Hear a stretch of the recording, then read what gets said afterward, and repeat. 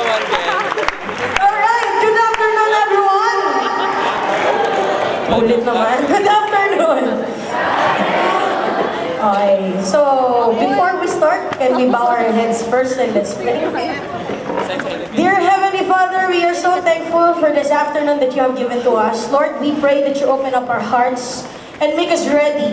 Make us prepared, Father, for the word that you have, Lord God, you have given, Panginoon. So Lord, we pray, Father God, that you make our hearts pure, Lord God. You make us a clean vessel, Lord God, so that as we receive your word, Lord, it will be planted in a good soil, Panginoon. And Lord, it will grow, Lord God, and it will bear much fruit, Father. Yeah, Lord, salamat nga po, Panginoon, Lord God. Lord, and also we pray for our leaders, Pastor Noli and Pastor Asisa, Lord God, that you always use them, Lord God, to touch your people, Lord God. So Lord, continually anoint them. And in this congregation, Lord God, we pray that you speak to us directly, Lord God. Yeah, salamat po. In Jesus' name, this we pray. Amen! Amen! Lord, ayaw po. Okay. Ganda ng bag ko, di ba? Paparapoy ko kasi to. Woo! Siyempre, joke lang. Alright, so Happy New Year! Okay, so it's been 10 days na nakakalipas. Diba? Nagsimula ang taong 2016. Tama ba? Yes, it's January 10 today. So far, kamusta naman? Tingnan mo yung nasa kanan mo at sa kaliwa mo. So far, kapatid, kamusta naman ang 2016? 10 days pa lang, yung iba baka umiiyak na. Or 10 days pa lang, yung iba, excited pa din. Diba? Kasi that's the question. So far, kamusta na? Okay? So kasi, gaya ng sabi ni Pastor last week, diba? Yung pinaka-theme natin for the whole year is all about conquering the unknown territories. Tama ba? Okay? It's all about conquering the unknown territories. So sabi ko, Lord, ano bang ibig sabihin ng conquering the unknown? Diba? Kasi last week, tinura tayo ng mga kailangan natin. Kailangan marunong ka makinig kay Lord. Kailangan nag-obey ka kay Lord. Diba? Naniniwala ka sa salita ng Diyos, which is the Bible is the final authority of your life.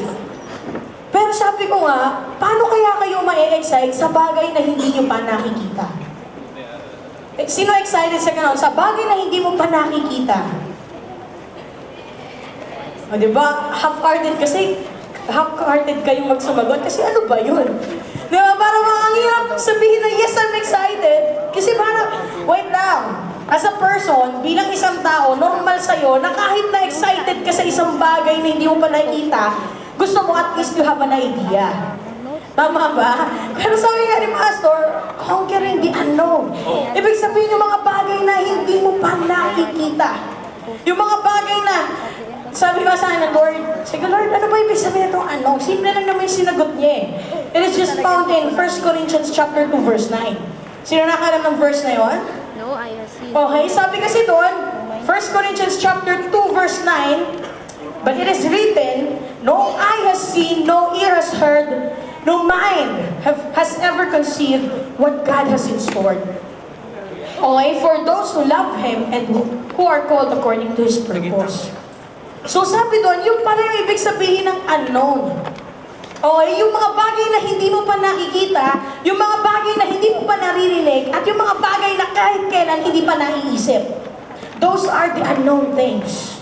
So now, who's excited? Amen.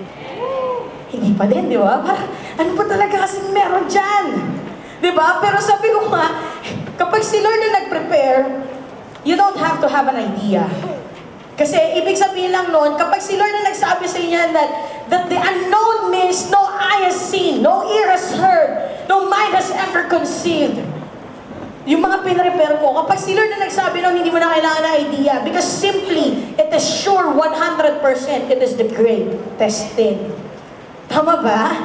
Okay, if with all your heart you believe in that Lord, sabi nga, itong year na to, I'm going to conquer the unknown of my life. Yung mga bagay ba na hindi mo pa nararating? Yung mga bagay na hindi mo pa nakikita? Diba? Yung kunwari, yung mga bagay na hindi mo pa na-experience. Sabihin natin, 35 years old ka na, tas no boyfriend since birth ka? Diba? Tas this year, magkaka-boyfriend ka? Yun yung mga unknown. Diba? May kakilala ba kayong ganon? O, sabihin niya sa kanya, ito ng panahon mo. Di ba? Na ma-experience ang mga bagay na hindi mo pa na-experience. Di ba? Kasi that's the classic example na nakikita ko na wherein, ever since the world began, na pinanganak ka sa mundo, you have never experienced that. Tapos this year, that's the unknown. Di ba? Yung mga feeling na, ano yung feeling ng ma-in-love? Tama ba? Di ba yung mga ganong tanong? Sino nagtanong na dito yung mga 30 and above? Di ba yung mga 30 and above? Kasi yung mga 20 and above pwede pa eh. Di ba? I mean, anong ka pa eh. Di ba? Pero mga 30 and above, drop name tayo kaya. Di ba? Minsan mapapatanong, ano kayong feeling ng in love? Because that is unknown to that person. At yun yung sinasabi ng Lord sa'yo. Yung mga bagay na hindi mo pa nakikita, yung mga bagay na hindi mo pa nararanasan, yung mga bagay na kahit sino sa mundo, hindi pa nila naiisip ang idea yun. Yun ang plano ng Lord sa'yo. Di ba? Yung tipong, ang idea mo, kapag birthday party ko, ganito ang itsura, ganyan. Di ba? Parang, ito ang gusto kong concept, pagdating sa ganitong mga events, ganyan. Pero sabi doon, ang pinrepare ng Lord, yung wala pang nakakakita. Yung mga bagay na wala pang nakakarinig. Yung mga di mo pag narinig mo, hala, pwede pala yun. Di ba? Yung bang tipong, kakastart ko na ng trabaho, pwede pala yung promoted agad ako. Because that is part of the unknown plan of God. Okay? Kaya sa dito, you know, when I received that verse that the Lord is saying, na ito ang ibig sabihin ng unknown. Ito ang ibig sabihin ng unknown. No eye has seen, no ear has heard, no mind has ever conceived what God has in store to those who love Him and to those who are called according to His purpose. Yung idea pa lang na si Lord ang nagsabi nun, yung idea pa lang na si Lord, o yung salita ng Lord ang nagbanggit nun sa'yo, I'm more than excited for that. Come on. Sinong excited with us? Amen. Sinong excited na kasama namin? Diba? Alis na nga ako eh. Diba? So, tapikin mo yung katabi mo, nilalamig ka ba? Konti na lang, pipikit na eh. Okay? Alright.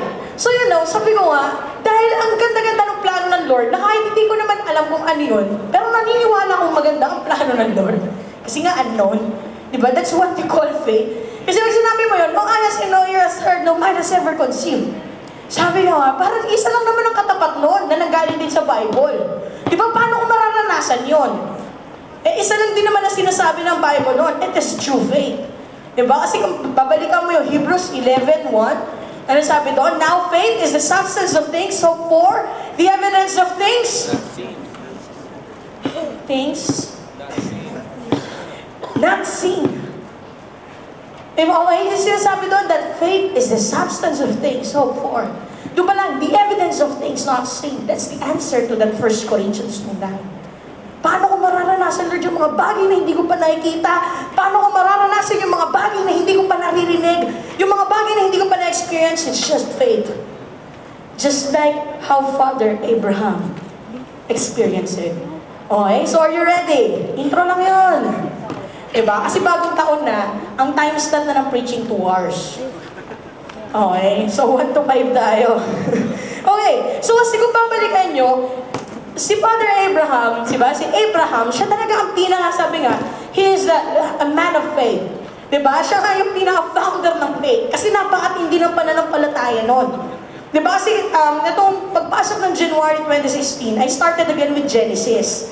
So nagta-travel ulit ako with the Old Testament, gano'n. So, nakikita mo, talagang kapag kinumpir mo sa mga ibang characters, ibang klase itong si Abraham. Diba? Lalo na nung time na, sabi ng Lord, i-offer mo yung anak mo.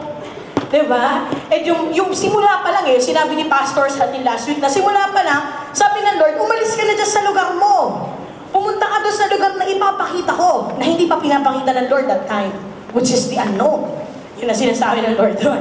Pero anong ginawa niya? Sumunod lang siya, sige tara, alis na tayo. Let's go! Sabi niya. Diba? Kumanta din siya. Mas daig pa yata niya kayo kumanta eh. Diba? Sabi niya, tara na, sige na, sabi ng Lord to kahit saan niya tayo dalhin. Kahit di ko pa alam kung saan pupunta, pero si Lord na nagsabi nun. That's the faith of Abraham.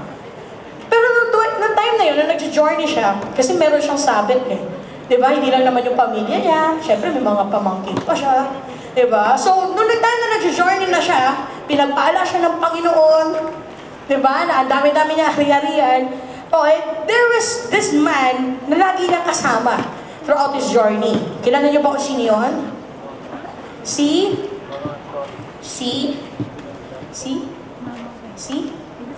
Lot. Okay.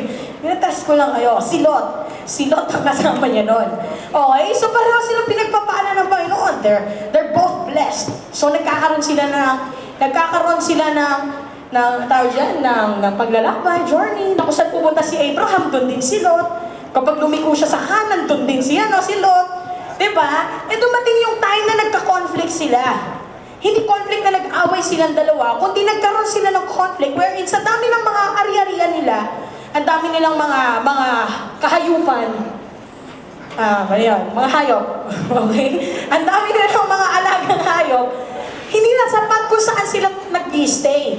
Ibig sabihin, hindi na sapat yung water para sa mga camel nila, di ba? Dahil ang dami nung kay Abraham, ang dami din nung kay Noah. Sorry, ang dami din nung kay Lot, di ba? Na parang hindi na sapat. So, sabi ng Lord sa kanya, you need to break up with him. Okay, so, nagkaroon ng pag-uusap si Lord at si Abraham, kasi prior to that, nag-worship siya. And then after noon, kinausap niya to si Lot. Sabi niya, Lot. Siguro kulot ka siya. Lot, sabi niya, mahal kita eh. Kaya tingnan mo yung kasi kapamilya kita eh. Malapit ka sa puso ko. Kaya kung titignan mo, mamamatay tayo pare-pareho kasi hindi na enough kung ano yung meron sa atin dito. That's why sabi ni Abraham sa kanya, ito na yung time, mamili ka na. Saan mo gustong pumunta? Okay? Yung mga sinasabing ng lakas ng loob ni Abraham, di ba? Mamili ka na, pero di naman kanya pa talaga yun. Pero sabi kasi ng Lord, sa mga bagay na hindi ko pa pinapakita sa'yo. Kaya sabi ni Abraham, kahit alin dyan, sabi ng Lord niya, mamili ka na. Okay? So, nung time na yun, namili si Lot, tumitingin siya. Diba? Sabi niya, nakita ko yung pinakamagandang lugar. Diba? Nakita niya yung pinakamagandang lugar, yun ang pinili niya. Okay? Yun yung sa may bandang papuntang Sodom and Gomorrah. That time, maayos pa yun. Wala pang mga kasalanan na ginagawa ang mga tao doon. Okay? So, yun ang pinili niya. As you know, this is found in Genesis chapter 13. No, sabi niya doon, nakapili na si Abraham. Si Lot. After mo, lahat ng natira kay Abraham. Okay? Kasi alam niyo ba, itong story na to, this is not just a simple story of two hearts breaking up. Diba? Ang arte, no? Ano lang naman sila, magkamag-anak. Pero hindi, di ba? Parang this is not just a normal story of that. Kasi ako, narinig ko na talaga sa conference, diba? Pag tinignan mo talaga, what is the real meaning of the name Lot? Diba? It means veil. It means a covering. Okay? So, syempre, sinerch ko ulit, sabi ko, just to confirm. Hindi ako naniniwala noong time na yun. Pero sabi ko, Lord, sabi nga, in Hebrew, ang ibig sabihin niya talaga is veil. Ibig sabihin yung pantaklob sa mukha mo. Di ba yung mga nakakita kayo ng mga naglalakad sa tabi-tabi? Di ba? Tapos may tabing yung mukha. Mga ninja. Yun, may veil sila. Okay? So, ibig sabihin, may mga tabing sila sa mukha. Okay? So, ibig sabihin pala, itong time na to, when Abraham is journeying to conquer the unknown na ipinramis ng Panginoon sa kanya, all this time, meron siyang kasamang veil. All this time, kasama niya si Lot, simula nung umalis siya, kasama niya si Lot, kaya hindi niya nakikita pa yung pinaka-unknown na sinasabi ng Panginoon. Diba? Yung sabi ng Lord, the unknown territory, kung saan ko sasabihin sa'yo, kaya lang para sa'yo talaga yun eh, hindi kasali si Lot doon. Diba? Kasi nung kinausap naman si Abraham, sila lang ni Lord noon. Hindi kasama si Lot. Sabi lang ni Lord sa kanya, Abraham, umalis ka dyan. Humiwalay ka sa mga mag-anak mo, dadalhin kita sa lugar na hindi mo pa nakikita. And yet, I'm going to say it to you. Kaya lang sumama tong si Lot. Diba? Kaya nangyari, all this time, hindi nakikita pa ni Abraham yung unknown territories. That's why, yun nga, sabi nga doon, the beginning of the great story or the great testimony of Abraham started when he broke up with Lot. Yung veil ng buhay niya. Okay? Yung tabing ng buhay niya. Yung nakaharang sa mga mata niya para makita yung unknown. Para mas maging excited siya na yun pala yung sinasabi ng Lord na no eye has seen, no ear has heard, no mind has ever conceived. Kaya kanina parang hindi tayo ma-excited. Unknown? Siguro okay naman yun, sabi ni Pastor, sabi din ni Lord. Pero hindi ka ma-excite masyado, baka kasi hindi mo nakikita in full grasp. Ano pa yung unknown na yun? Simply because baka may Lot ka sa buhay. Eh, tingnan mo yung katabi mo, ikaw ba si Lot? Diba? Ikaw ba yung Lot ng buhay ko?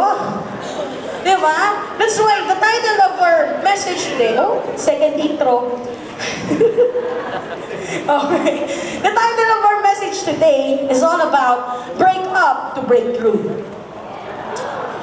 Wow, break up to break through. Diba?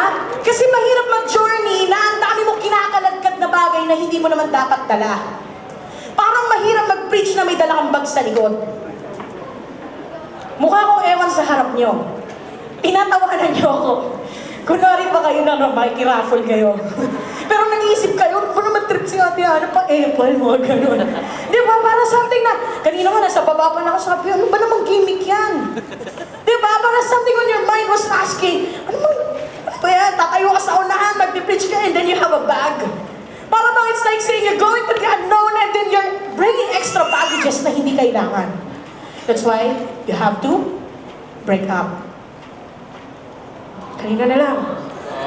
Joke lang. Mahal ko to eh. Okay? That's why you have to break up.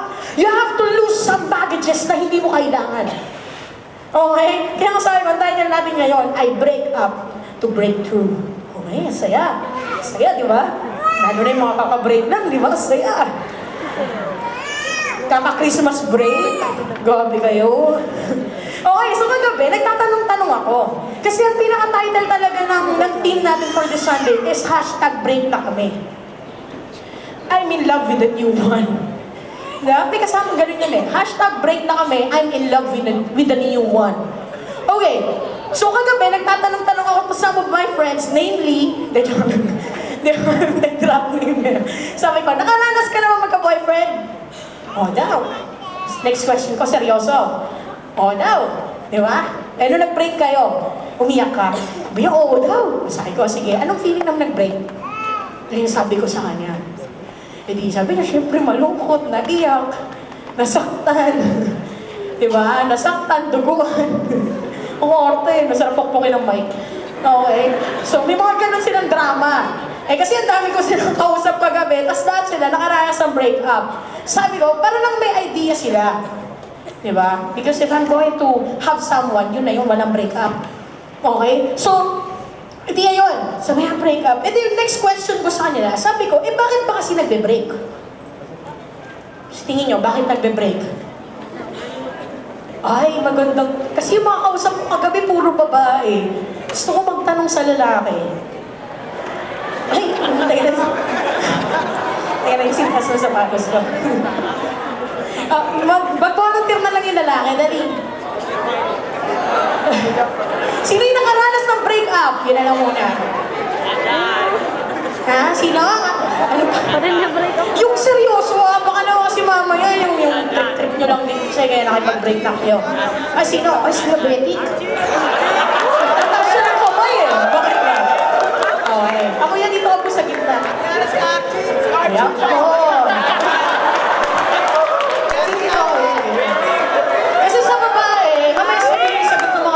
Gusto ko lang marinig kung pareho sa lalaki. Kaya nagka-girlfriend na lang. Ang tagal nag-isip. Siguro siya yung niligawan. Kasi nag-break up kami. Malaki kasi yung nakita ko yung conflict eh sa comment na yung comment na yan. Nakakaabala siya.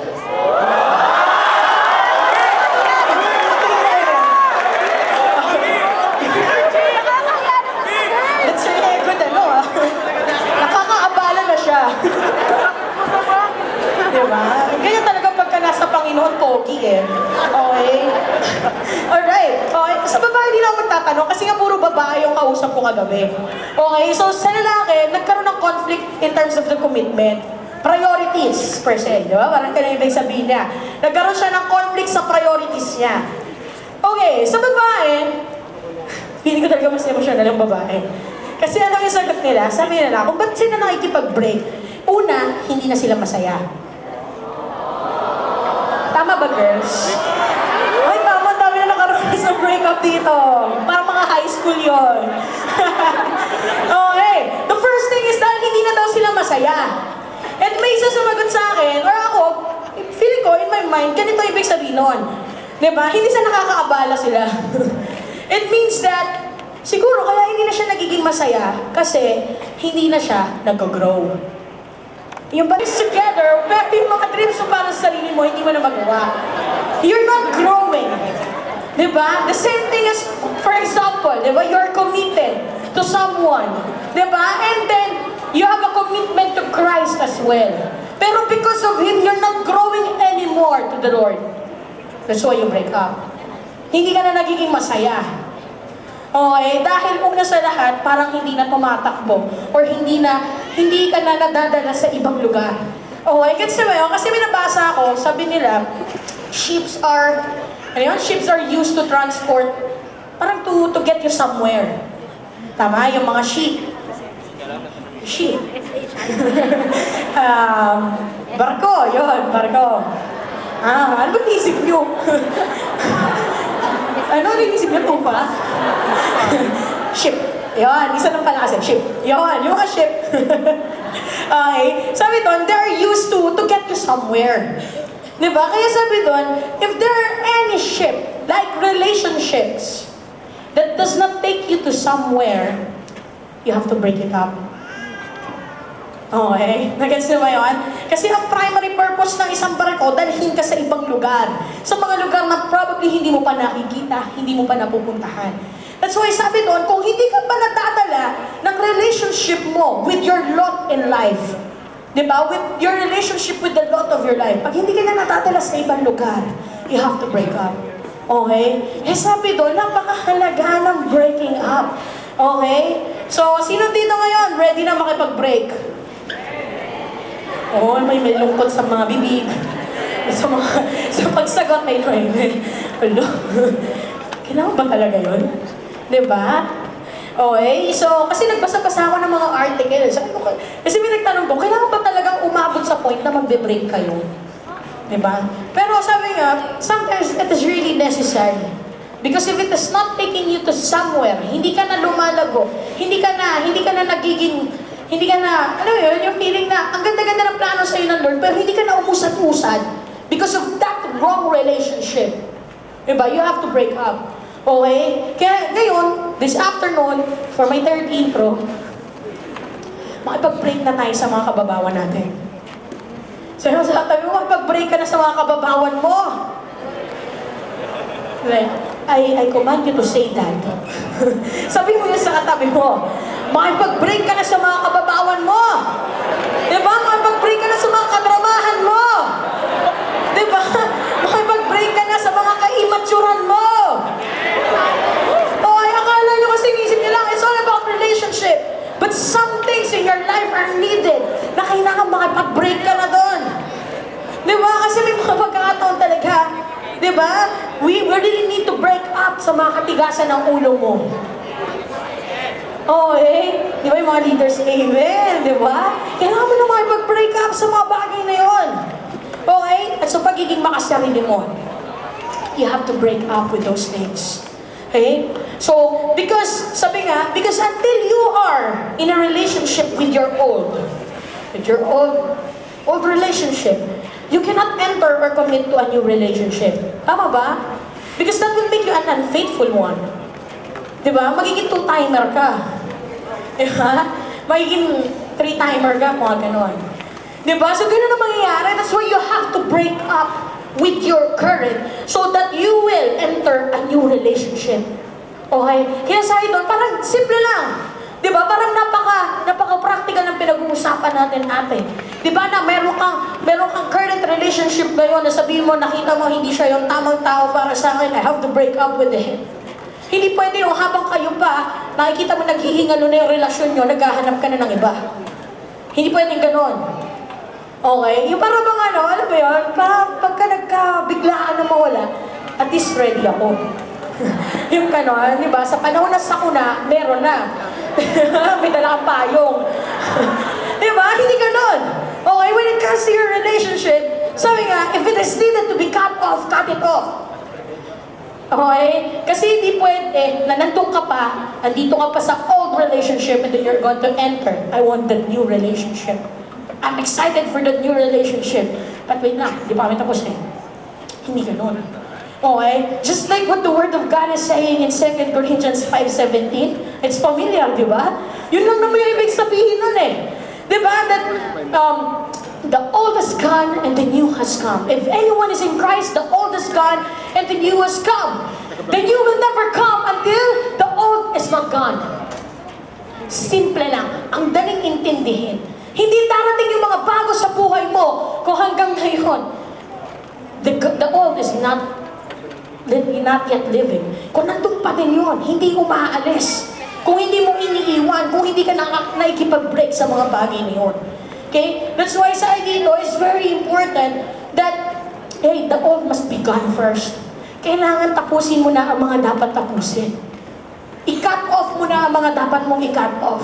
Okay? So, parang yung ano, I just remembered this example. I think nagamit ko na to before eh. Yung sa damit kong luma. Sino nakaka-remember nun? Kasi may damit talaga ako na ang tagal-tagal na noon, I think elementary pa. Nakasya pa sa akin. O judgmental. Okay. Kahit dumaan ng Pasko, kasya pa rin sa akin. Kakasuot ko lang nung last na nung Monday. Ay, Monday. And then, nung Thursday, last Thursday. Tapos may butas na talaga siya. Tapos, tatawa sa akin si mama, ba't sinusuot mo pa kasi yan? Sabi niya, tapong mo na gagawin ko ng basahan. Sabi ko, may sentimental to ma. Di ba? Butas-butas na yung sentimental pa din yun. Di ba? I cannot even remember the memory doon. Pero sabi ko, ayoko siya itapon. Pero nung time na yun, nakita ko, nasa labas ako, kasi sabi ni mama, maglinis ka naman sa labas. Eh, syempre yung suot ko, alam naman magbihis pa ako para lang maglinis. So yung suot ko, tinagtitingin ako ng tao. Siguro puti ko, gano'n.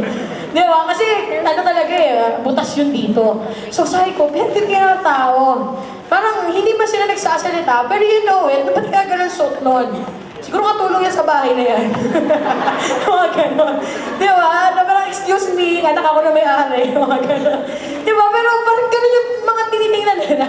Di ba yun? Silipin ka nila. Siyempre, walang ano eh, nagwawalis ka. Tapos tingnan nila, ba't kayo ganun yung suot ng batang yun? Di ba? Ay, mga gano'n. So, that day, after kong magwalis, pagpasok ko sa loob, sabi ko, ma, tatapon ko na to. Bigla ako na yung nagsabi sa kanya, sabi ko, tatapon ko na to. Kasi dati pa lang, previously, sinasabi na talaga sa akin ng mama ko yun, na wait na, di ba mo na isuot yan? Ang dami mong mga damit na maayos, ang dami mong damit na bago, na binili pa natin. And what's the use of buying those things kung patuloy mong isusuot yan? So the same thing goes with us. Di ba? Kung gusto mo makonquer yung unknown, kung gusto mo makita yung mga bagay na hindi mo pa nakikita, hindi mo pa naririnig, hindi pa naiisip ng kahit sino sa atin, you have to throw it off. Kung ano yung mga lumang bagay na yun. Okay? That's why there are 3 things that I want to share to you. Okay? Paano yung number 1? Ready ba kayo? Isa na lang yung sumagot. One-on-one na lang tayo, kapatid. Okay? So that's why there are 3 things that I want to share to you kung paano natin, ano pong gagawin talaga natin so that we can really experience, not just to see, but not just to go to the unknown, not just to see the unknown, but to really conquer it. Okay? So, sa dito, number 1, breakups are new beginnings. Okay? Breakups are new beginnings. Okay? So, meron ba dito na, as in freshly, kaka-break lang? Meron ba? May tinignan sila eh. Yung mga tipong 323 or 223 kanina. Kanina lang talaga. Kaka-break lang. Wala, gano'n. Pero sa nga doon, breakups are new beginnings. Okay? So, yes, it may require you to give up something, but it doesn't mean it's the end. Okay? Kapag sinabi ng Lord naman, pag break up ka na dyan sa lot ng buhay mo, The veils of your life, that's why you are not able to see my plans for you. Hindi ibig sabihin nun, basta mag-give up ka lang. The Lord, it doesn't mean that it's the end of your life. It's just the beginning of something new. Okay? Kaya nga sabi ko, there may be pain in the process. Totoo. Kasi seriously, yung mga nakausap ko kagabi, talagang umiyak daw sila, nasaktan talaga. Di ba? Nakipag-break, nasaktan, umiyak, gumanda. Diba? Kaya, depende kasi sa pag-handle mo yon. Diba? So there may be pain, but it's part of the process. Talagang kasama yon. Kasama sa buhay ang masaktan. Diba? That's why sabi doon, well, what are the things that you need to break up with your life? Your old ways. Yung mga dati mong ginagawa sa buhay mo. Because sabi ko, ang ganda-ganda ng plano ng Panginoon sa'yo, pero sayang na sayang yon. If you're not going to break up with your old ways, with your old selves, yung mga ginagawa mo before na dapat hindi mo na ginagawa, yung mga bagay na dinadala mo pa rin hanggang ngayon, itinawid mo pa ng 2016 na dapat hindi na. You have to break up with those things. Di ba kaya ngayon, start thinking, ano ba yung mga bagay na yun? Na alam mo kung ano yung mga bagay na yun. Na hindi ko kailangan mag-list ng examples dito na ikaw, ito, baka ganito sa'yo. Hindi yun eh. Alam mo yun sa sarili mo, these are the things that I have to break up with. Okay? Kaya sa'yo, don't be broken, so that you will be made whole by God. Again. Diba? Parang kinakanta natin kanina that we are broken vessels. Because it is true. Diba? Masaktan ka man, ay mag-break ka man sa lumang bagay na yan ang buhay mo. God is there to give life to you. God is there to restore that brokenness. God is there to restore that broken heart in you. Kaya sabi doon, pag nabasag, bubuuin ulit ng Panginoon yun. There's going to be a new beginning for you. So break up with your old self. It also means that you are letting God to give you a new beginning. Kaya sabi doon, hindi lahat ng pagtatapos, tapos na. Okay? Breakups are just a part, okay? Step pa lang yon for a new beginning. Yun yung gusto ko na makita nyo na first thing. Pangalawa, okay? Breakups leads you to something better. Okay? Breakups leads you to something better. Diba? Yun yung, ewan ko may nakabasa na neto, pero ito yung pinaka-ano kasi, parang, tawag dyan, ito yung isa sa mga sikat na quote. Sabi doon, hindi pa bibitawan ng Lord sa iyan kung wala siyang ibibigay na mas maganda sa'yo. Do you agree with that? Wala ko na lang talaga yata kami. Do you agree with that? Diba? The Lord will not ask you to give it up. The Lord will not ask you to break up with that kung wala siyang ibibigay na mas maganda sa'yo. Kasi nung nag-worship si Abraham, yun na sinabi sa kanya ng Panginoon. Hiwalayan mo na si Lot. Pareho kaya kayong lalaki. Hindi yun. Kasi hindi na sapat yung lupa para sa inyo. Hiwalayan mo na yan. Yun ang sinasabi ng Lord kay Abraham. Diba? And sabi nga doon, diba parang Lord, ang tagal ko nang kasamang nag-journey na ito. Diba? Parang, ang konti pa lang ng mga, namin, mga tupa, mga camels, magkasama na kami yan eh. From the very beginning, we have been together. And now you're asking me to give it up. To give him up. Diba? Pero sabi doon, yung ginawa pa din ni Abraham. Diba? Mas nakita niya, that upon breaking up with the love of his life, there's something better. Kasi pag nakita nyo, diba, tumingin si Lot sa hilaga, tumingin si Lot sa kanluran, tumingin si Lot sa silangan, tumingin si Lot sa timog, namili siya ng isa. At yung natira, kay Abraham lahat. That's what the point of the Lord is. Pag may pinabreak up siya sa'yo, igilan mo na yan, anak. Pitawan mo na yan, iwanan mo na yan. Tapusin mo na yan, tama na. You say to yourself, this is enough, tama na yan. Kasi pag binitawan mo yan, the rest of these things na nakikita mo, I have prepared that for you. Kaya nga sabi ng Lord doon, hindi porket break up, yun agad. Parang kailangan ko maghinag-peace. Kailangan ko magpagupit. Di ba? Parang kailangan ko magpagupit, magpakulay ng buhok. Or anything, di ba? Magpapedicure, manicure na 3 times. Di ba? Hindi mo kailangan gawin yun. I don't know sa boys kung paano nila hinahandle yun. Hindi mo kailangan Ano ginagawa ng boys pagka nakipag-break? Oh, di mo kailangan maglaro nun sa computer shop ng buong araw. Ganun yata kayo magpalipas ng break eh. Ng break up. Diba, hindi mo kailangan gawin yun. Diba? Hindi ganun ang idea ng Lord with breaking up. His breaking in you doesn't mean that you have to be in pain forever. Ang gusto lang ng Lord, after yan, o sige, mag-iyakan kayo ni Lot. Bye-bye, Lot. But this time around, it's just me and you. Kasi nung pinili ni Abraham yon na Lot, babay na, ibig sabihin na naman nung pinipili niya sumunod sa Panginoon. That's the real meaning of it. Kaya sabi ng Lord, okay, good, you chose me, and these are for you. Diba? Yung natira sa pinili niya, hindi lahat ng tira pangit. Diba? Sa Pilipino kasi pagka may pagkain, yung tira akin, huwag mo gagawin yun. Walang tira eh. Diba? Kung may tira man dyan, yun kasi talagang mga mungkong na lang. Diba? Pero kapag kay Lord, sinabi mo, mamili ka, yung tira na galing kay Lord sa'yo. It's really a great thing. Overwhelming yun. That's why sabi nung breakups, leads you to something better. And third thing, the last thing, breakups give you opportunities to do better and experience greater. Okay? Breakups gives you opportunities to do better and experience greater. Break up from your old records. Okay? Ano ba yung mga naging old records mo in the past year? In 2015? Okay? Ano ba yung mga naabot mo? Ano ba yung mga nag-fail ka? Sabi nga doon, you have to break up with all those old records. You have celebrated long enough. You have cried long enough. Tama na. Iba naman, do something better today. And as you do better, you're going to experience greater. Diba? Ipahin mo naman. Kung gusto mo maka-experience ng mga bagay na unknown, you have to do something that you have never done before. Para bang this is a call right now. Ito pa na, second Sunday of the year. This is a call right now. No more average. Sabi mo sa tabi mo, no more average. No more ordinary.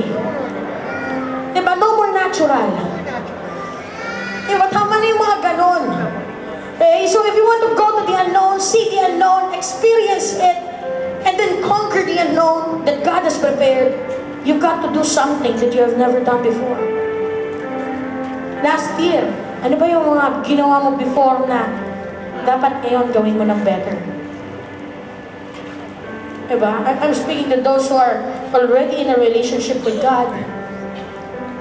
Kung matagal ka na nandito, diba? Para sa ikaw nga magtitingnan, if you're going to evaluate, ano ba, saan ka ba semplang before? Diba? You have failed on this in my personal time with God, in my personal devotion with God. Oh, that's it. You break up with that old system of your life. Putulin mo na yun. Yung mga di mo, hati-hati, January 10 na eh. So, hindi naman ini-schedule ang pakikipag-break. Diba? Next month rin natin break na tayo naman. Hindi pinaplano ng ganun yun. Kung kailan kailangan, doon mo gawin. If this is the day, diba? I believe that this is the day that the Lord has made.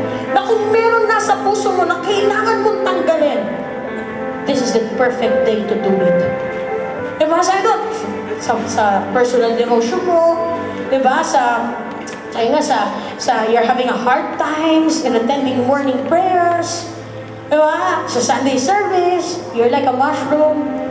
Diba? Tandaan mo, yung mushroom, minsan nandyan, minsan wala. Diba? Tandaan nyo, ang mushroom nilalagay sa burger steak lang yun.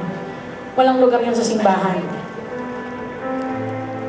That's why you have to break up with those old, simple ways of your life. Diba? Ay, ito, maganda to. Diba? You have to break up with this. Yung minsan nasa sarili ka, tas minsan wala. Diba? Yung mag-cell grouping nyo nasa ibang section ka. Pag Sunday service may ibang ginagawa, you're thinking of another thing. Yeah, you have to break up with those things. Even with the record of your giving last year. Kamusta? Diba? I have been faithful, ate. That's good. Pero hanggang dyan na lang ba yun? If you want to go to something, somewhere, you have to see, if you want to see something that you have never seen before, iibahin mo rin ang gagawin mo ngayon. Diba? Doon sa mga hindi naman naging faithful. Diba? Yung sabi nila, tawag nila doon, kuha tides. Yan, you're not giving what is due unto the Lord. Yung para sa Panginoon. Come on. Sabi ko, I'm challenging you right now. You break up with that old way. Hindi lang yan yung lahing yun, yung kuha tithes. May bago na eh. Alam mo yung bagong lahi? Diba, kuha tithes yung uli. Ngayon may bago na, kulang tithes. Wherein you're not really giving. Yes, you're giving, but you are not really giving what is for the Lord. Diba? Kaya ngayon, sabi nga, desisyon naman yung mga bagay na dapat mong desisyonan. Eh? Kasi, sabi ko nga sa mga disciple ko, ganito gawin nyo. Kapag nag-offering kayo or you're giving something to the Lord, think it this way. Na hindi ka nawawalan, kundi tinataniman mo kung ano yung mga pinapangarap mo for this year. Diba? Sino dito may mga pinlano for this year? Diba? Taas na kamay, sino mga may pinlano for this year? O diba? May mga plano tayo. Kahit anong plano pa yan, you have a plan. Diba? Kaya sabi ko sa kanila, if you have dreams, financial goals, fitness goals, diba? Kung may mga ganun kayo, taniman nyo! Diba? Kailangan natin taniman yung mga bagay na yun through offering and seed. Diba?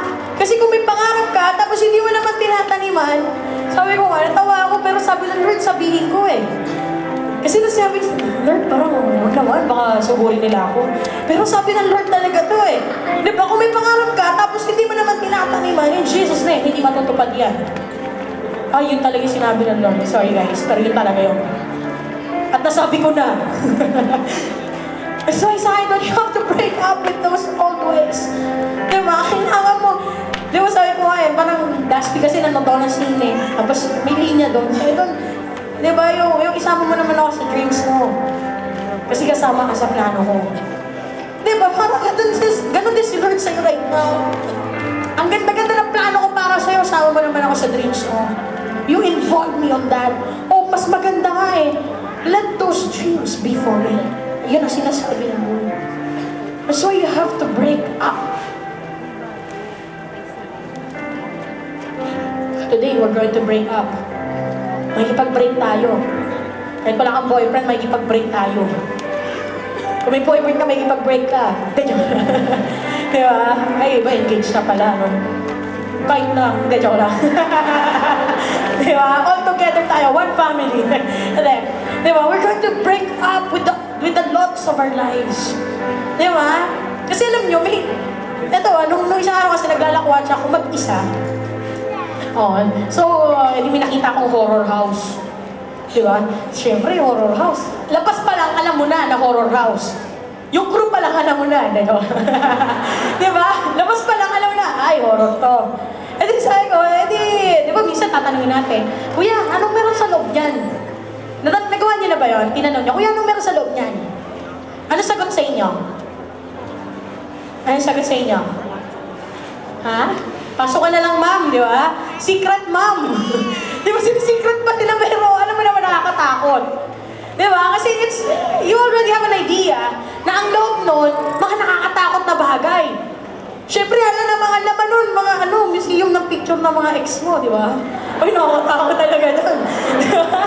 At siyempre, hindi ganun. What you're expecting is something na, may mga zombie, may mga sementeryo. Di ba ganun na ina-expect mo sa loob? Di ba? So, ibig sabihin, sinisecret pa nila, pero alam mo naman, definitely, it's not unknown. What if, one day, nakapunta ka din sa ganun? It's a different thing. Ang nakita mo, isang malaking mansyon. It's a good house. Ang ganda-ganda. It's like a dream house for you. Diba? Pero hindi horror house na nakalagay. Nakalagay lang, the unknown house. And then lumapit ka sa crew. At hindi mo alam na si Lord pala yun. Lord, Kuya, hindi mo alam si Lord. Kuya, anong meron sa loob niya? Hindi niya sasabihin secret. At sagot na ng Lord sa'yo, pumasok ka na lang. Ang meron dyan, something that no eye has seen.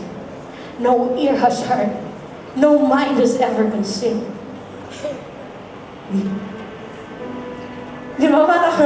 Parang kapag yung horror house, expected mo na kung ano nasa loob. Pero pag sinabi sa'yo ng Lord yun, pasok na lang. Ito ang meron sa loob. Yung mga bagay na hindi mo pa nakikita. Yung mga bagay na hindi mo pa naririnig. Yung mga bagay na hindi mo pa nararanasan. Papasok ba kayo? Sinong papasok kasama ko? Kasi kahit hindi ko kayo kasama, papasok ako. Because it's time to discover new things. Na alam niyo, paglabas ko, may alam ako na hindi mo alam. Di mo yung ganon? May na-experience ako na kahit kailan di mo pa na-experience. Because that is the feeling. Di ba? Na kaya ka ma-excite na pumunta sa unknown so that when you go outside after the year, kagaya na sinasabi ko sa mga disciples ko, kita-kit sa finals, let's have a testimonial dinner of what you have experienced this year. Yung di mong ganon, papasok ako and I will be more excited kasi paglabas ko, may something in my life na hindi mo naranasan kapag hindi ka sumama sa akin. Di ba? Kaya talaga tayo, sama ka ba? Mas gusto mo doon sa museum ng ex mo. Di ba? Tapos iyak ka lang naman. Oh, sinaktan mo. Sabi mo ako lang, di ba? Next. Sabi mo ito. Ngayon, it's time. It's time to break up. Okay? Kasi, you know, if you want to know what's inside, you have to break up with the outside. Kung gusto mo malaman kung ano nasa loob, makipag-break ka muna sa labas. Break up with the natural to experience the supernatural. Break up with the usual. Break up with the, di ba, with the things na, ito lang, ganito lang. You have to break up with those things. Kasi this is something that I have realized and will end. Hindi lahat ng break up mapait. Oh, okay na, may nakalod eh. Pero sa ito, hindi lahat ng break up mapait. Kadalasan yung iba, sa plano ng Diyos, ikaw ay inilalapit. Okay? That's why if God is asking you right now, think, ano yung mga lot ng buhay mo? Is there any sin in your life right now na yan ang tumatabing sa magandang plano ng Panginoon? I want you right now to all rise up. Tayo tayong lahat. Di ba dati nagkaroon tayo ng National Move On Day? Mali pala, no? Hindi pa tayo nakikipag-break, nag-move on agad tayo. Diba? What if today, you mark this day in your calendar that this is gonna be a national breakup day with the lot of my life. Diba? Kasi nakita ko yung mga ibang nakikipag-break after talaga gumaganda eh. Diba? Ewan ko, hindi pa naman nakikipag-break, pero ano yun? Diba? Pero most of the people, diba? Depende kasi sa nag-handle yun. Pero ito, this is one thing for sure. If you break up with the lot of your life, yung mga selfish ways mo, yung mga plans mo na baluktot, yung mga sistema ng buhay mo na hindi dapat nang dinala ngayon, after this, it's gonna be better. Shall we bow down our heads to the Lord? And right now, think of the lot in your life. Ano yung mga bagay na tumatabing para ma-excite ka sa unknown na pinrepare ng Panginoon?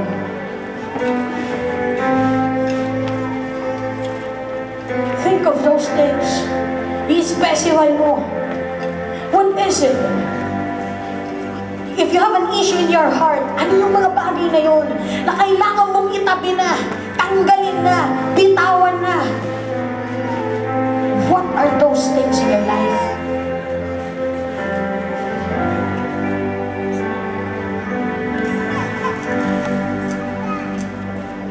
I'll give you 1 to 2 minutes. Hindi mo na kailangan isulat. Just with all your heart. Ano yung mga bagay na yun? And then after that, we're going to pray. We're gonna break up with those things.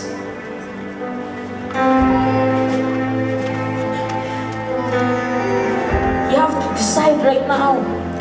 Hindi pwede sabihin, birthday ko na lang, saan ako may kapag-break dito? No, the best time to do it is today. What are the Lord in your life? Yung shallow commitment mo sa Panginoon, yung malamig mong relasyon sa Panginoon, what are the things that you have to break up with today?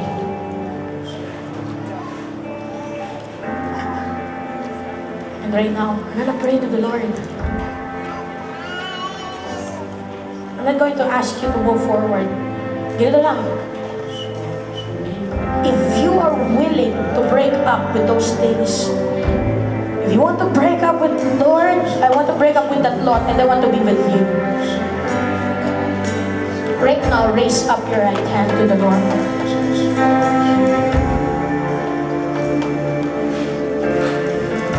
Ang pakikipag-break, hindi yan inuutos. It's something that is inside you that you really want to do it.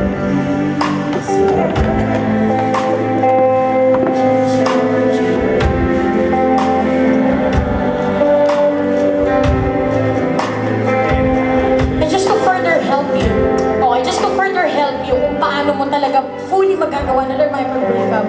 Remember, bago niya ito ginawa, Genesis chapter 13 verse 4. Probably some of you half-hearted pa eh. Yung iba sa inyo, ay mukhang uso dito yan ah. Sige, sali ko. Para hindi niyo makita ganun yun, at you really decide, let's give you a little help. Sabi na sa Genesis 13 verse 4, bago siya nakapaghiwalay kay Lot, he worshiped the Lord. That's it. After nun, ang dali niyang ginawa yung pakikipag-break. Kaya kung nahihirapan ka, right now, we're just going to worship the Lord and start thinking that, Lord, I just want you in my life. That everything in my life, every area of my life, it is all for you. And then after no, madali na i-give up kung ano man yung mga iniisip mo ngayon. So right now, we're just gonna worship the Lord with all your heart. Hindi mo kailangan sundin yung lyrics kung anong gusto mo sabihin. You can just cry out to the Lord. Hindi mo kailangan sabihin, I just want you, Lord.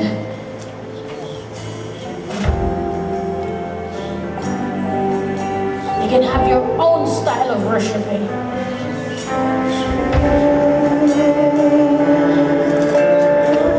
Kung meron ka talagang kailangan, Lord, gusto ko na makapag-break dito. But I'm having a hard time. You can cry out to Jesus that, Lord, this day,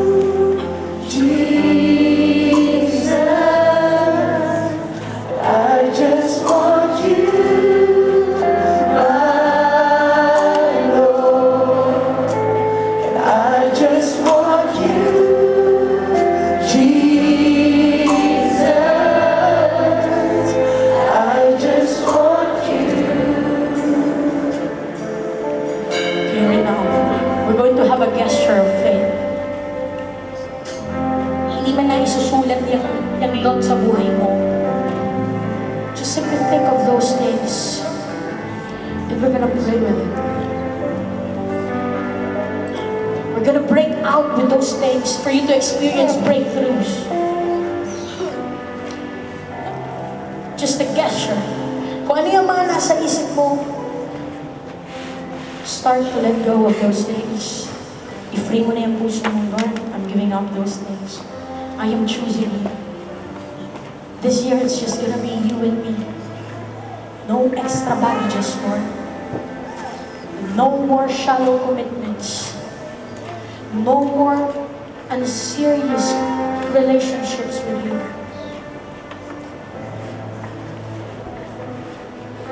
So right now, just say it. Renounce it. Hindi mo kailangan pakinggan yung katabi mo. Just say that, Lord, these are the things, these are the lots of my life. I'm saying this, Lord God, ito, ganito, ganyan, ganyan. It can be a person. You can say it. Okay? It can be a person. It could be something in your life. It can be a sin, kasalanan, na matagal nang tumatali sa'yo. Na kahit kailan, hindi mo magawang talikuran right now. Just say that, Lord, I'm choosing you. Sabay-sabay tayo magpe-pray. I want you to not just be silent. I want you to really raise your voice and say, Lord, I'm breaking up with this. Kasi yung mga nasa TV, drama lang yun. I want to break up with you. No, if you really want to break up with those old things, with those wrong things in your life, we're gonna pray it. We're gonna pray for it loudly. Okay? Kung gusto mo lang makinig, bahala ka. Basta hindi ka kasama sa anong na yun. Okay? And then at the count of 3, after we have prayed those things, I'm gonna give you about 1 minute to pray for those things loudly. And then at the count of 3, lahat tayo sabay-sabay. We're gonna shout. We're gonna shout. Sisigaw lang natin, break na kami! Break na kami ni Lot. Walang Lot ba? Break na kami! That's it. Pinigilan ko lang. Kasi gusto ko i-reserve yun. Ganun ang gagawin natin, okay? So we're just gonna pray. If I say, start praying, you start praying. And then at the count of 3, sabay-sabay tayo. We will shout, break na kami. Okay? So right now, we're gonna start praying. Ready your heart. Ready your heart. Come on. Yes, Jesus. Yes, Sir God. Hallelujah, Father. Lord, right now, Panginoon, we are here before you. Lord, we are humbling down before you, just like Father Abraham. Lord, we are exercising our faith right now. Come on. So, Lord, truly, Father God, hear our prayers, Sir God. We want to break up with the things in our life.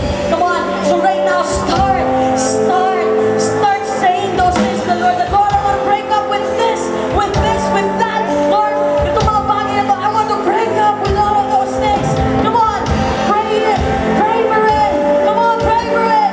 You have to shout it. Come on, Lord. I want to break up with those things.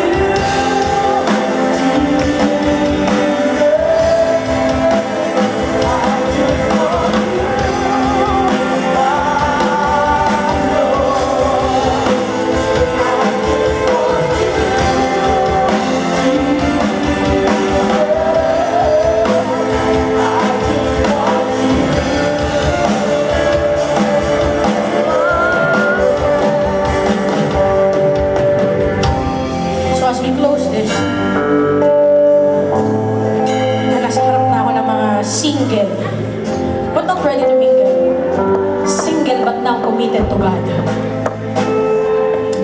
Alam mo sabi dito, tutuloy ko yung verse ni Abraham at ni Lot. Sabi sa Genesis chapter 13, verse 14. Yung 13, umalis na si Lot. Yung 14, sabi dito, after Lot left, verse 15, it is said, all this land that you see, I will give you. And your people who live after you, this will be your land forever.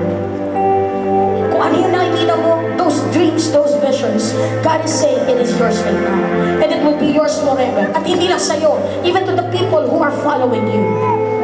At ito ang pinagusto ko. Verse 17. Doon parang pinapasabi ka pa ng Lord. Pero itong verse 17, Genesis 13 verse 17, this is all my devotion. Pero I really want to share it with you. Sabi doon, verse 17, so go, walk through your land. I now give it to you.